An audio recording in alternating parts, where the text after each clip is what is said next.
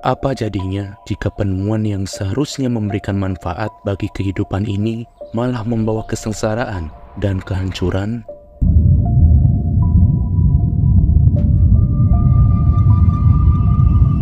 Ini adalah bom atom, sebuah senjata pemusnah massal yang diciptakan oleh seorang jenius bernama Julius Robert Oppenheimer di suatu proyek rahasia bernama Manhattan Project. Namun, kali ini kita tidak akan membahas secara detail apa itu bom atom atau siapa sebenarnya Oppenheimer, karena dapat dipastikan sebagian besar dari kalian pasti sudah mengenalnya. Tetapi kali ini akan sedikit berbeda, karena aku akan membahas secara umum bagaimana proses penciptaan dari senjata ini, dampaknya, serta rasa bersalah yang dihadapi penciptanya sehingga pada akhirnya menjadi penyesalan seumur hidup seorang Oppenheimer. Maka dari itu, inilah dia, bom atom, penyesalan terbesar Oppenheimer.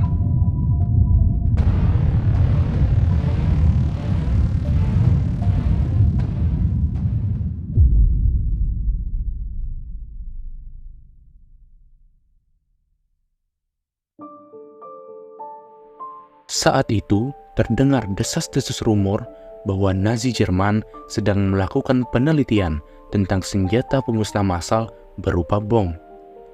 Kabar itu pun sampai ke hadapan Albert Einstein, sehingga dengan segera ia menulis sebuah surat yang ditujukan kepada Franklin D. Roosevelt, Presiden Amerika kala itu.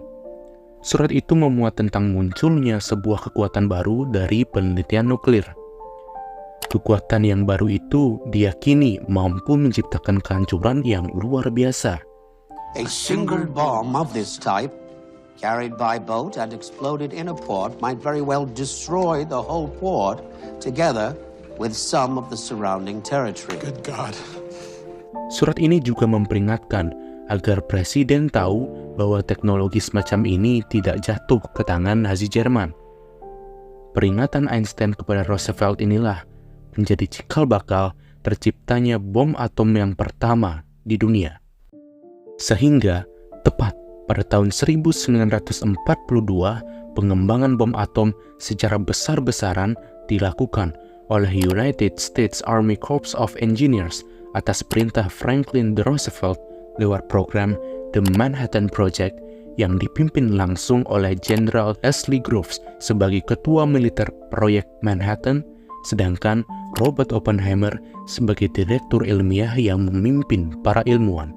Karena proyek ini sangatlah rahasia, maka Oppenheimer dibantu oleh Angkatan Darat AS membangun sebuah kota berkedok laboratorium rahasia di Pegunungan Jemez, Los Alamos, sebuah daerah tandus yang terpencil di New Mexico, Amerika.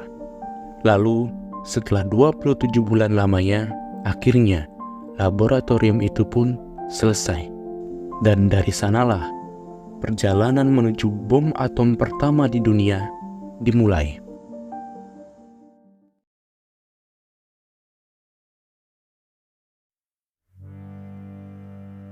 Pada April 1945, Harry Truman menggantikan posisi Roosevelt sebagai Presiden Amerika.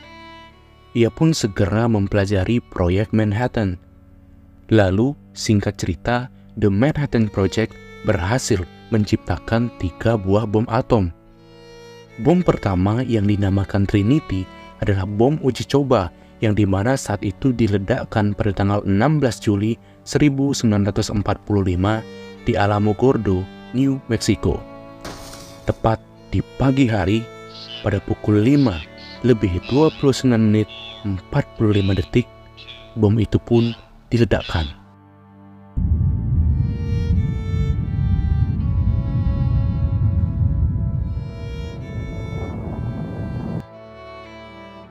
Seluruh langit tiba-tiba terang benderang. Suara gemuruh dari ledakan bom itu menggema. Awan jamur membumbung tinggi setinggi 12 km dan gelombang panas pun menyebar sejauh radius ledakan. Uji coba itu pun berhasil, sehingga dengan keberhasilan dari proyek ini, Presiden Truman berencana untuk menggunakan bom atom sebagai senjata yang digunakan untuk mengalahkan Jepang. Sebelumnya, kita harus tahu dulu bahwa pada awalnya bom atom diciptakan untuk menandingi Jerman, salah satu negara anggota blok poros yang memicu adanya Perang Dunia II. Namun pada tanggal 7 Mei 1945, Jerman sudah terlanjur kalah dari blok sekutu, dan Jerman rupanya gagal untuk membuat bom atom. Sehingga tersisalah Jepang sebagai negara blok poros yang menolak menyerah walau sudah didesak Amerika. Oleh karena Jepang menolak untuk menyerah dan sekutu ingin mengalahkan Jepang, maka pada tanggal 3 Agustus 1945, Harry Truman memberikan izin untuk menjatuhkan bom atom di Jepang. Dan kita semua tahu bagaimana kisah selanjutnya.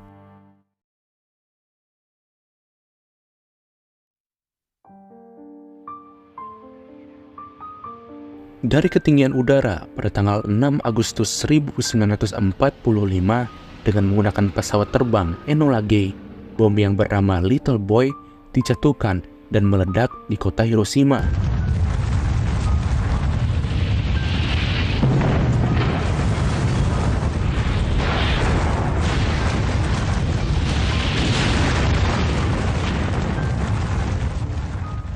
Kemudian, 3 hari setelahnya, pada tanggal 9 Agustus, bom yang dinamakan Fat Man menyusul untuk memporak-porandakan kota Nagasaki. Hiroshima dan Nagasaki luluh lantak, hancur tak tersisa. Bangunan-bangunan kota hancur termakan ledakan maha dahsyat dari bom atom ini. Dari peristiwa ini juga diperkirakan 200.000 jiwa yang terdiri dari korban sipil dan militer meregang nyawa. Mirisnya, banyak dari korban adalah anak-anak yang sedang bersekolah. Manusia yang tak bersalah akhirnya harus menerima akibat dari keserakahan para pemimpinnya. Dan tidak dapat dibayangkan lagi bagaimana sengsaranya rakyat Jepang kala itu akan tragedi pemilukan ini. Singkat cerita, Jepang pun menyerah kalah kepada sekutu, dan akhirnya Perang Dunia II usai. Pihak sekutu bergembira karena perang ini akhirnya selesai dan dimenangkan olehnya. Tetapi tidak dengan Oppenheimer.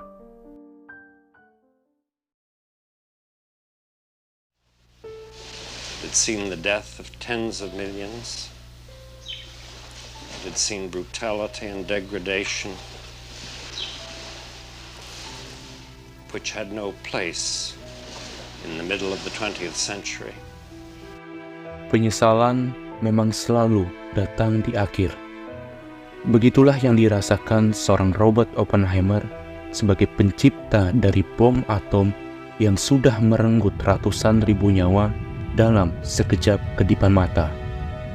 Meskipun setelah Perang Dunia II ia semakin terkenal atas jasanya membuat bom atom dalam tanda kutip sebagai alat pendamai peperangan sehingga ia disebut sebagai bapak bom atom dunia, ia sama sekali tidak senang atas pencapaian itu.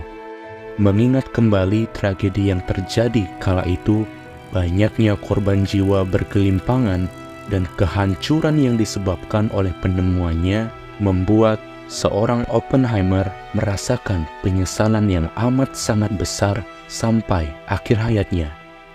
Sehingga dalam sebuah interview pada tahun 1965, jauh setelah tragedi pembumi hangusan itu, muncullah perkataan paling ikonik dari Oppenheimer yang menjadi penggambaran bagaimana rasa bimbang, bersalah, ragu, sedih dan menyesal menyatu dalam sebuah kutipan dari kitab Bhagavad Gita yang selamanya akan dikenang sebagai ucapan penyesalan terbesar seorang Julius Robert Oppenheimer. We knew the world would not be the same. Few people laughed. Few people cried. Most people were silent. I remembered the line from the Hindu scripture, the Bhagavad Gita. Vishnu is trying to persuade the prince that he should do his duty, and to impress him takes on his multi-armed form and says, "Now I am become death, the destroyer of worlds."